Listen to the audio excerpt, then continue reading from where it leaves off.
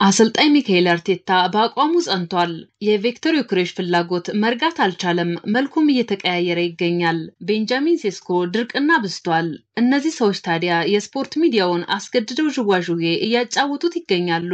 የ27 ዓመቱ ስዊድናዊው የስፖርቲንግ ሊዝበን አጥቂ ቪክቶር ዮኬሬሽ በይፋ የሰሜን ለንደኑን ክለብ አርሰናል መቀላቀል እንደሚፈልግ በተወካዮቹ በኩል ማሳወቁን ጣሊያናዊው ታማኝ የእግር ኳስ ጋዜጠኛ ፋብሪዚዮ ሮማኖ ዘግቧል። ዮኬሬሽ ቀደም ሲል ወደ ማንቸስተር ዩናይትድ በማቅናት የቀድሞ አሰልጣኙን ሩበን አሞሪምን ለመቀላቀል እንደሚፈልግ የተናገረ ቢሆንም አሁን ይህን ቀልብሷል።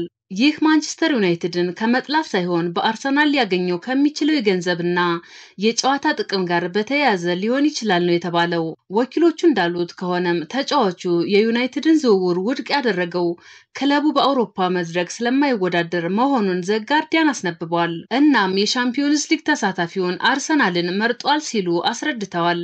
ቀደም ሲል ቪክቶር ዮኬሬሽን በመተው ወደ ቤንጃሚን ሴስኮ አዘንብሎ የነበረው አርሰናልም ከሰሞኑ ወደ ዮኬሬሽ መመለሱ ሲነገር ሰንብቷል።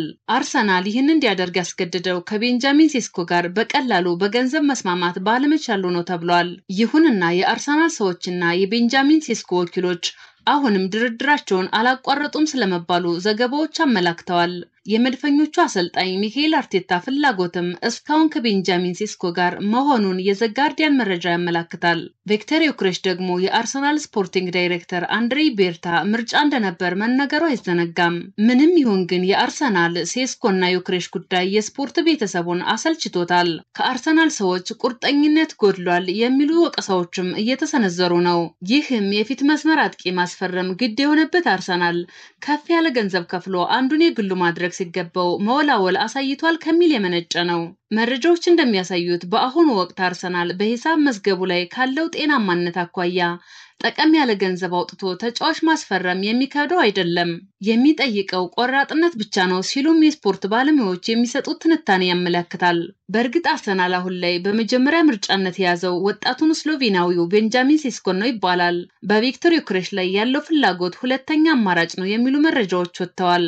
በዚህም አርሰናሎች የፈጀውን ቢፈጅ እንኳን ቤንጃሚን ሴስኮን ማስፈረም ላይ ትኩረት ማድረጋቸውን የሚገልጹት መረጃዎች ሚዛን የሚደፉ ሆነዋል። ሴስኮ እስካሁን ከአርሰናል ውጭ ቆርጦ ያናገረው ክለብ አለመኖሩ ለአርሰናል የተሻለ እድል አለው ይባላል። የሆነ ሆኖ በሚዋልለው ገበያ ላይ የተጫዋቾችን ዝውውር ካልተጠናቀቀ በስተቀር ለማመን የሚከብድ ሆኗል።